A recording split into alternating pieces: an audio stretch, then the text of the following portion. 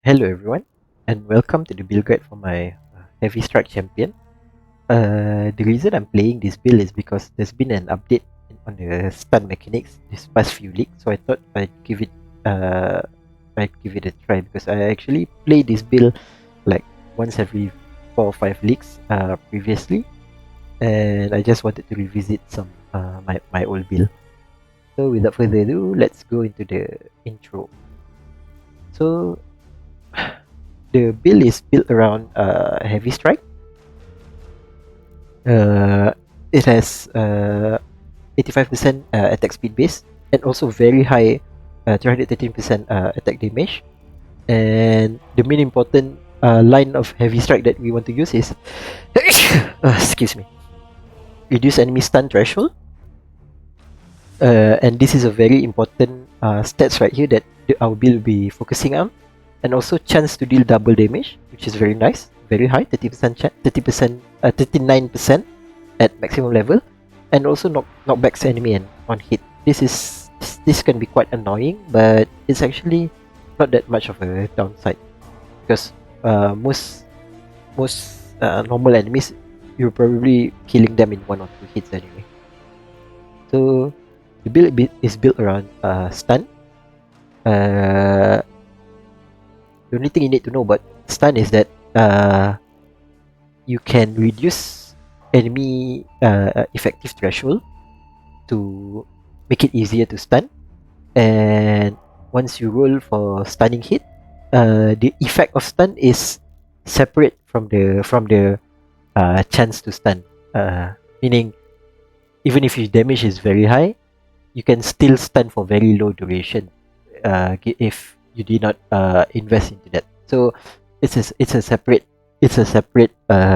investment, unlike things like chill or shock. And the recent changes to stun is recorded here below. 3.21. It says here we've made it harder to stun enemies, but melee attacks to stun enemy has remained untouched. I'm quite skeptical about this line because GG never gave any numerical value to specify what the changes are. So that's why I played this build just to test it out. And 3.22 is actually this one line right here from the patch note is the main reason I revisited this build. Stun immunity has been removed, which is very nice, but unfortunately from many bosses. But unfortunately, some skills cannot be stunned or cannot be interrupted, which is unfortunate because stun actually interrupts action, unlike freezes. So it resets whatever wind up the boss is already going through previously. So I'm not sure currently like how many skills the bosses have that cannot be stunned halfway. That one I'm not quite sure. I think it can be annoying if a lot of the skills wind up have stun immunity on built in on them. But anyway, that's why I tried out this build. So anyway, the build is built around Perseverance Unique Belt. It gives melee hits that stun 45 effect. So we have 45, and then we have Onslaught, we have 45, and also this line right here, increase percentage attack damage per lowest of armor and vision. So this build is built around this particular line right here. The reason I'm not playing Bone Shatter is because Bone Shatter doesn't have reduced enemy stun threshold except the anomalous version, which is not really something Bone Shatter build aims for. Usually they aim for diversion, for attack speed per trauma.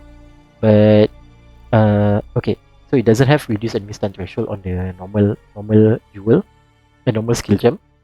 And actually, Heavy Strike is actually much stronger than Bone Shatter at low trauma stack. So if you cannot ramp up the trauma at around, I think around maybe 10 trauma stacks or something, Heavy Strike is actually better.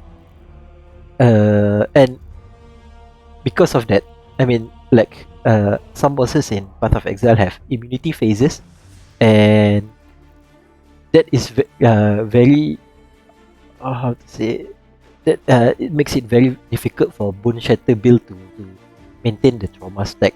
It used to be that you can hit Hydrosphere for it, but doesn't work that way anymore. So Heavy Strike, more upfront damage and more consistent. Bone Shatter, more, how to say, ceiling, has a higher ceiling for total damage, but it also you also need to manage the self damage.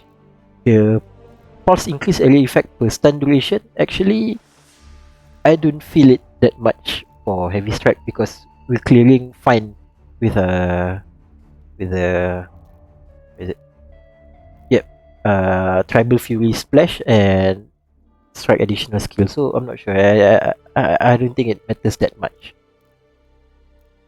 Oh, one thing I forgot to mention. I didn't take some things in the POB because I don't think it's reliable enough. For the reasons I've stated here. But if you want to see the peak DPS of the build, you can take here Val Ancestral Worship and also Berserk, which gives us the ceiling Sage DPS, and also Adrenaline is 50-50 because you can actually trigger it by walking into enemy attacks if you wanted to. So I just put it there because it's way more reliable than the other two. So yeah, this is the consistent DPS of the build. And also you can change the build from endgame to budget by going through here, changing the tree endgame to budget, skill endgame to budget, and item endgame to budget. So this is the build on the budget version, and you can just compare with each other and see how you want to go from budget to endgame version. Okay, next we will go into the pros and cons of the build. I'll just go over the notes that I've written on the guide. Okay, pros and cons. Okay, pros. Decent clearing speed. It's not up to the level of Exploding Chest or Ignite Proliferation or Herald of Ice Explosion, but it still clears quite well, as you can see in the gameplay video. It has good DPS and also uptime. Uptime is something that most people don't really see when importing POB, is because some POB just check the peak DPS but not the actual item. You can maybe actually reach that DPS like maybe one every 1 minute. So having good uptime is actually more important than just having peak a higher DPS because of our chill and stun oriented build. Quite tanky because we're using Perseverance for evasion and armor, so it gives us very high chance to evade and also a decent amount of phase reduction.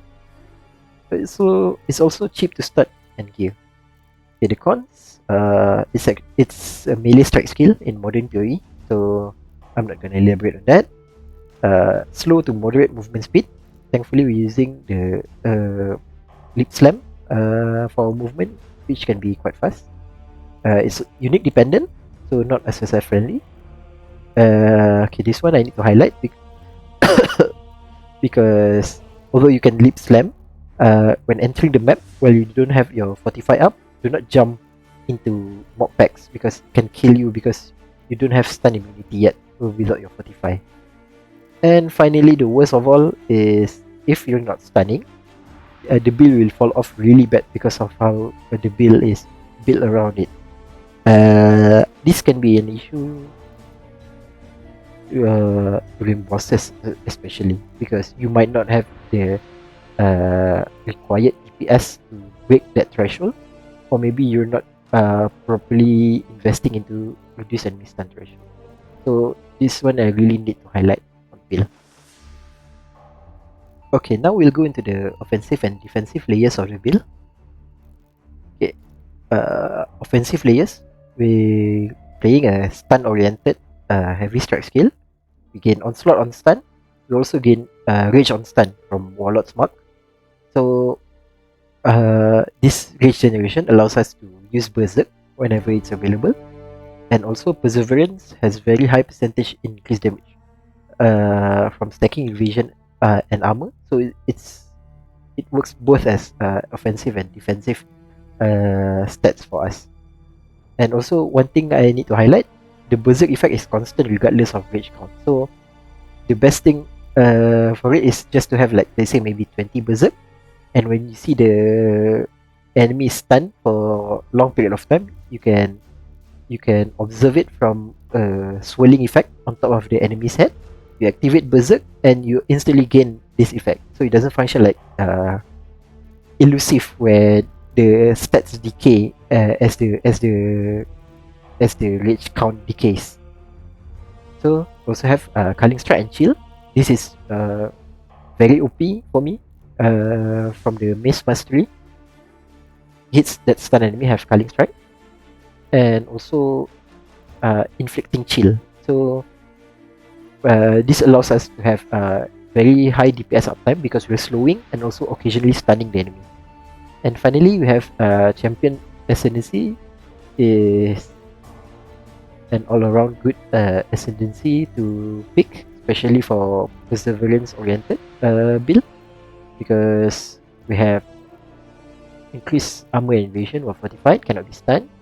We have non-curse aura effect, which is very good for armor stacking. We have Master of Metal, gives more armor and also more flat-headed fist when impaled. And last one is actually intimidates enemy, which we can actually get from our Awaken Gem, and also Adrenaline when we reach low life. And low life is much easier to reach now that the threshold is 50%. And our defensive layers, we have armor evasion, more than 75% resistance because of our tree, stun immunity from the Ascendancy, and also fortify. And defensive layer is chill and stun again, because CCing the enemies allows us to evade their attacks better, and also can actually interrupt their action.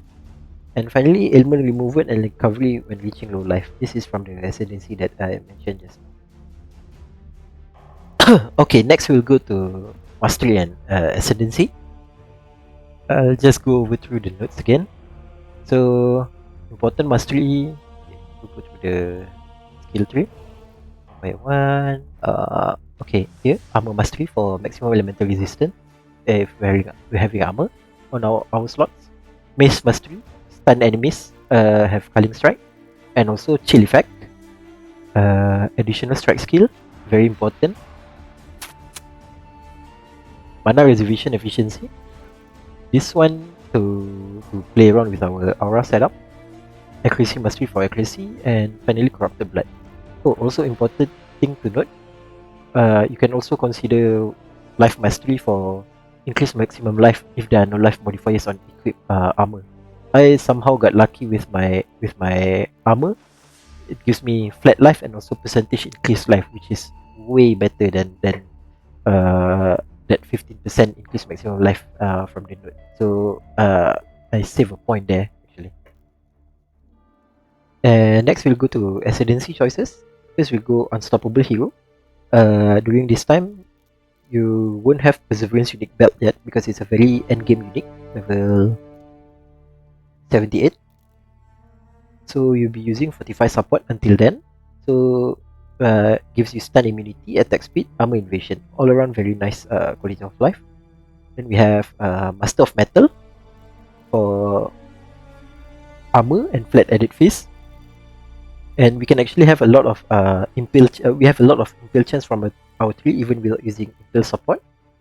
We have 91% chance, and 40% just from the tree, and another 51% just from the banner, the dread banner, without even using impale support. And gives us a lot of flat physical and inspirational, because to play around with our aura effect by Merciless Labyrinth. No, sorry. Yeah, Merciless Labyrinth. And finally, first strike last to fall for Intimidate and Adrenaline for just nice quality of life. Also, one thing to note, you can consider taking Fortitude if you're having trouble stunning the enemy, because as mentioned before, not having Fortify really makes the build fall off because of all the effects that I've mentioned before. Bandits, we're taking Alira because we want to have crit multi and rest. Otherwise difficult to cap resist. It's not just elemental resist, we want to have a nice amount of chaos resistance. So Alira gives very nice stats for near 2 points. Elemental resistance and crit multi.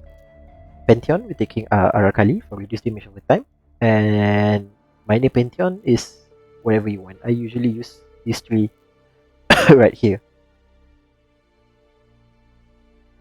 Okay, next up, we'll go to the gem setup of the build.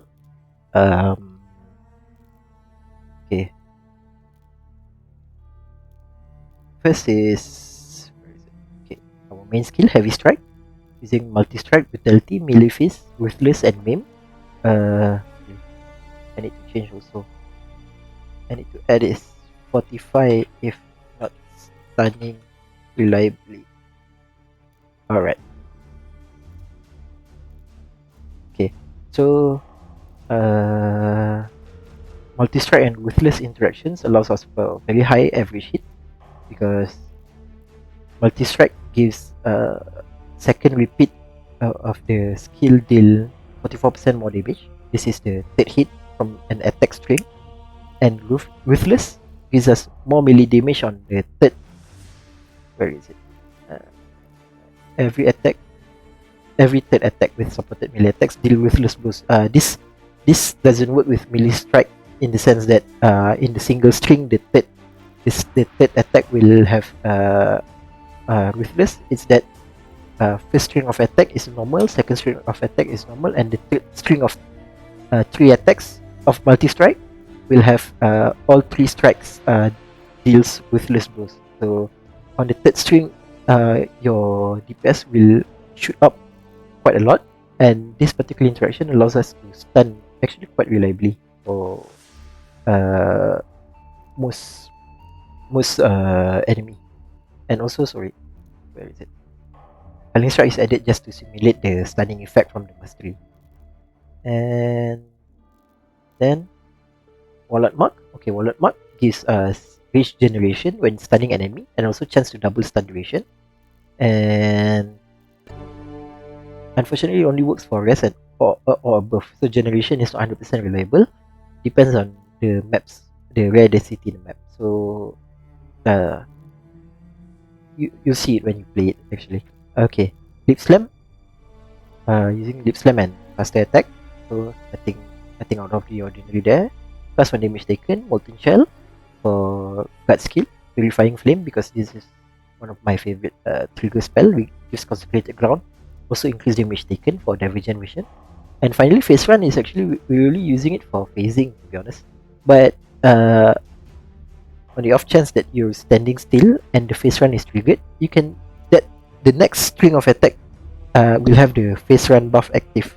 But it's only for 1 attack, so that's why I didn't take it in the POB.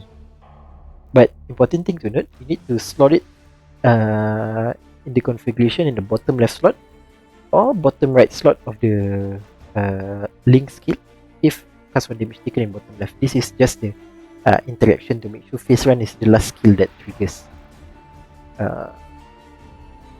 Aura skill, Pride, Determination, Precision, Herald of Purity, and Lighten. We're using Grace also, but does not need to be linked because we're using Owl's Uprising. So we have free Grace. Budget version, we drop Herald of Purity and lower precision level because we have Hinekora Sight Amulet, which gives us a lot of accuracy, so we don't have to have the very high accuracy from precision. For utility, finally, is we just slot wherever free. Enduring Cry for that occasional life regen and damage reduction. Berserk, Val, Ancestral War Chief, and Dread Banner are all, well, basically skills that you need to click, and also you can click them whenever you feel best. Usually, most of the time, I only click them when I'm using when I'm when I'm meeting like tougher mobs or rare enemies. Otherwise, I mostly just use the normal version of Ancestral Warchief, and it's enough for most cases. And the good thing about Berserk and Dread Banner is because their activation is instant, so you can spam click it while also striking the enemy. So that's about it for the gem section. Okay, finally we'll go into the gear section of the build. I'll just go to the endgame version, but you can always change to the budget version if you want, just to see what changes. And also, I think I've made some notes also here, but I'll just cover the endgame version. So first of all, our weapon is a high physical DPS weapon. Mace. Sorry, we need to use mace. Very important because we're using mace mastery with high base critical threat chance. The top choices are Terror Maul with high base crit chance and Pile Driver for reduced enemy stun threshold. Pile Driver is actually, I think, better in most cases, especially if you're having troubles breaking the threshold for stunning the endgame bosses. Helmet using Abysses for attributes and damage. Important thing to note, aim for low rolls of percentage increased face damage taken. At most 42%. You can have 40% is even better, but never go for more than that because you're going to die a lot more. And our chest piece is double influence chest piece with increased aura effect and attack critical strike chance. Otherwise, you can use normal 5 link rest or 6 links rare. I've covered a little bit on how to get it deterministically. You can just follow this guide right here.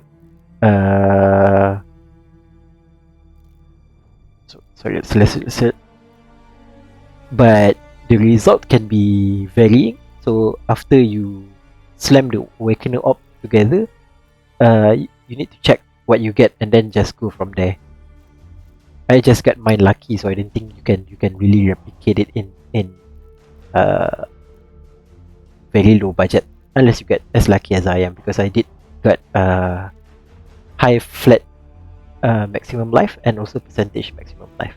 That's quite nice. Okay, for gloves, we're using double influence glove actually with Shrilling Exarch and Ita Implicit. But what's most important is +1 strike, +1 strike on the gloves. Otherwise, just use normal rest. And boots. For boots, we're using Relaxation Patience for that charge generation when stationary, which is when we need it anyway. Our amulet, we're using Owl's Uprising for that free grace. Since Owl is quite an endgame amulet, so if you're on a budget, you'll need to use Hinekora Sight. And if you change your skills into budget and 3 into budget, you'll see how we can fit the aura configuration there. Otherwise, once you get Owl's Uprising, feel free to follow the normal aura configuration. Our ring, we're using Circle of Guilt for effect of increased buff effect for further DPS increase and physical damage reduction. Also can aim for good Synthesis Implicit if you can find one. And next is a normal rare to cap or resist.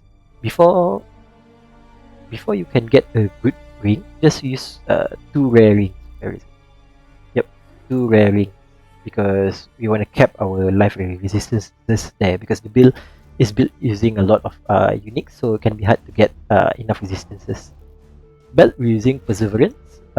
Important thing to note, I corrupted mine for elemental resistance because I find it hard to cap my resistance elsewhere and get decent amount of chaos, so that's why I choose for that. And cluster jewels, we're using 1 large cluster jewel. All the notes are important. Here, Heavy Hitter, reduce enemy stun threshold. Battlefield Dominator, reduce enemy stun threshold. Sorry, this is a 2-handed large cluster jewel, forgot to mention. And also Graceful Execution for all quality of life notes that we want to use: attack speed, accuracy, crit chance, and the much needed dex and intelligence attribute. Then small cluster jewel, we're using one with mana reservation efficiency for pride. We can also change this for determination because it's the other 50% aura that we're using. And what other jewel is there?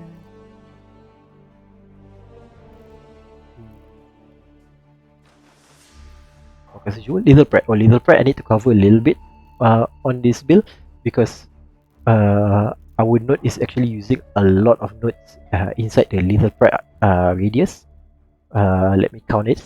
1, 2, 3, 4, 5, 6, 7, 8, 9, 10. So we're using 10 nodes. This is not very typical of any build to have 10 nodes covered under lethal pride jewel. And the most important thing to aim is at least 2 points of reduced enemy stun threshold. And I got mine very lucky with my jewel. Let me see. Let's see. This gives us increased face damage, reduced enemy stun threshold, melee crit chance, armor, melee crit multi, reduced enemy stun threshold, life, and also armor. So we're using all 10 nodes.